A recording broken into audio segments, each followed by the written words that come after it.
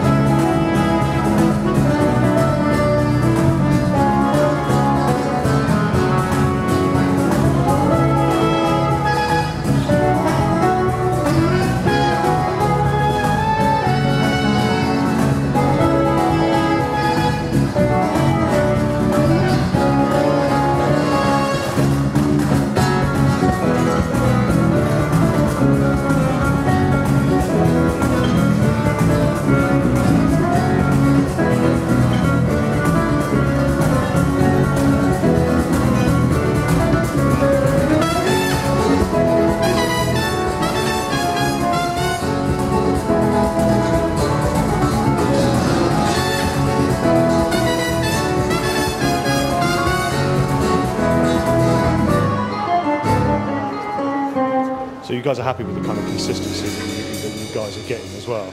I mean, Mike, you're running all of the band are on in-ear monitors, but Rod and Gab have insisted on the same setup as their normal show. So what kind of what challenges have you faced trying to kind of mix 2 completely different worlds of monitors, because you are mixing very much for a band, and you're using the in-ears to no doubt get rid of the on-stage sound from Rod and Gab, who do like it very, very loud. I mean, I've seen the size of the side-fills up there. So I mean, what can you tell us about the challenges that you've had with the with sort of basically keeping everybody happy?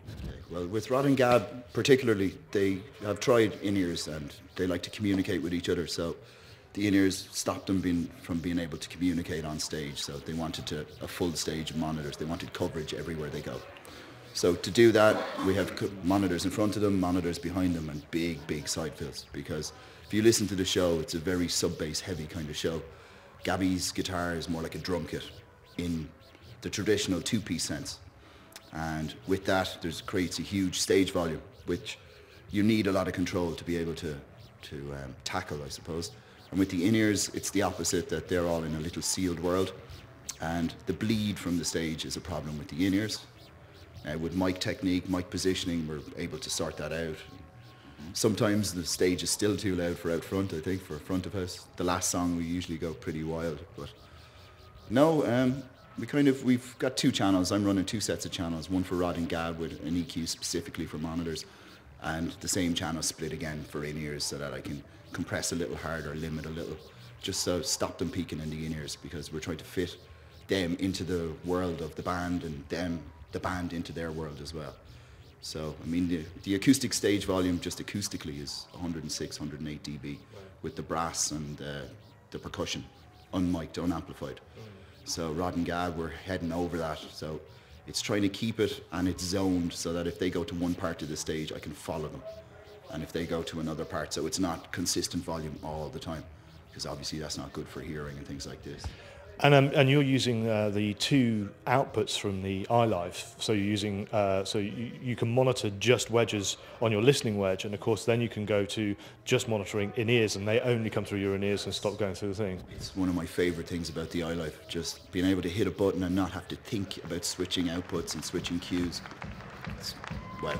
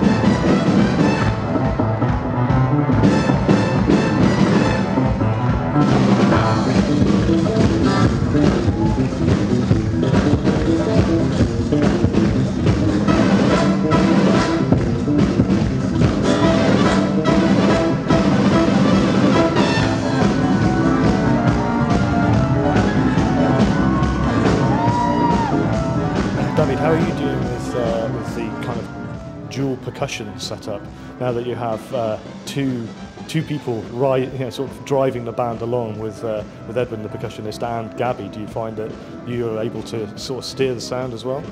Actually, it's a kind of hard thing because you have 2 kick drums, as Mike said. The real kick drum, it has to be in a different EQing than Gabriela's kick drum. Gabriela's kick drum is a kind of a low ending and very punchy kick drum, so it has to be tied to the other kick drum. I mean, even the drummer says, wow, I need to be tied with Gabriela because she is doing what I'm doing, but she is the artist, so I'm following the artist. And he became a follower of her.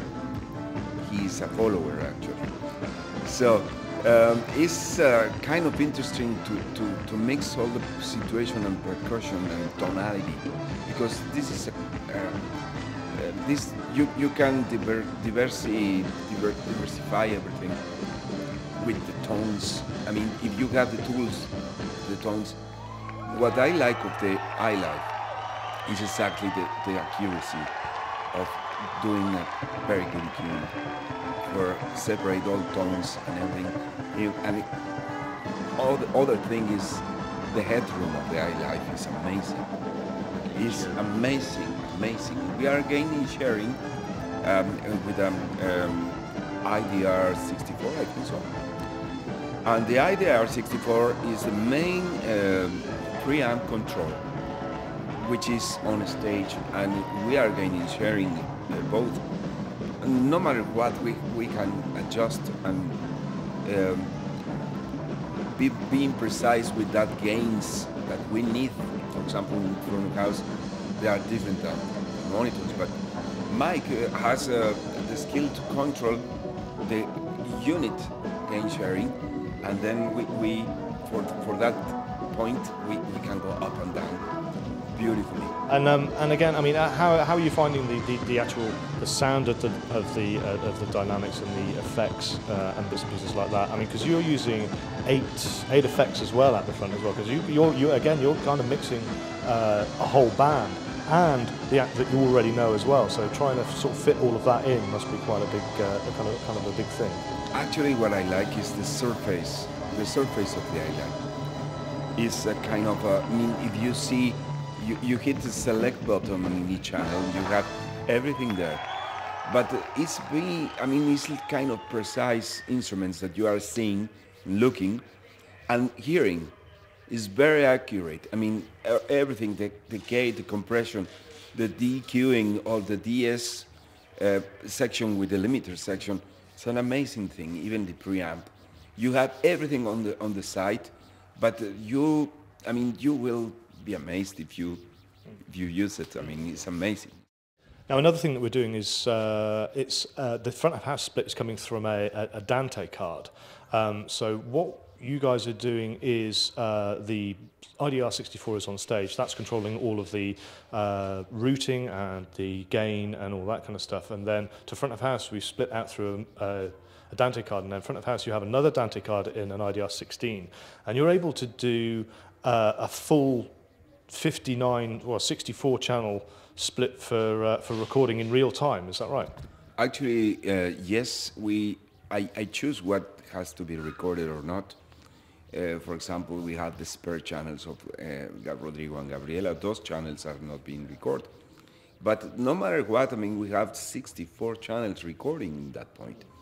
And the same 64 channels can be used like a playback for a virtual sound check. So you guys should do, you guys are able to do a virtual sound check. Now, you would presume that this would have an enormous rack of digi design, 192s or whatever, to be able to do this. But you're doing it through basically a Cat5 cable on your MacBook, yeah? That's right. That's right. My hard drive, my Mac, and one of the things that I love, my software, which is Digital Performer. Yeah. I never knew that my software can work with these systems. So using Dante virtual sound cards, you're basically able to use the software that you already know. You don't have to learn anything new. You can literally just plug it in and go, and all of a sudden up comes 64 channels that you can now patch and unpatch and repatch and do. Because you're using 3 different patches, aren't we? We're using 3 different patches for the support as well. So you're kind of really maximizing what you can do out front with Dante, yeah? Exactly. What you can do with Dante is totally amazing. I mean, you can do patching from any point to everywhere. I mean, that's incredible. I mean, Dante is a big tool to work with the iLive. So, I mean, to summarize, guys, I mean, if you could summarize the desk in a sentence, what would you say? I'm very impressed. Very impressed. I have to admit, we've been using Digi Designs, PM5Ds, Digicos. We've literally been going festival to festival all last year, jumping on different boards, and straight away you can grab it, you know exactly where you are. A couple of small things like patching, things like this, but there's a learning curve with the first day on any desk, but second day everything was fine. It's amazing. And you, David? I think it's besides what Mike said, I can imagine that I've been using different kind of systems and different kind of brands, obviously. I'm not in the mode that say, okay, this is cheaper, this is expensive. Yeah. But what you have is what you get. I mean, with iLive, it's incredible. I mean, my experience with that board, I mean, I'm totally amazed about that.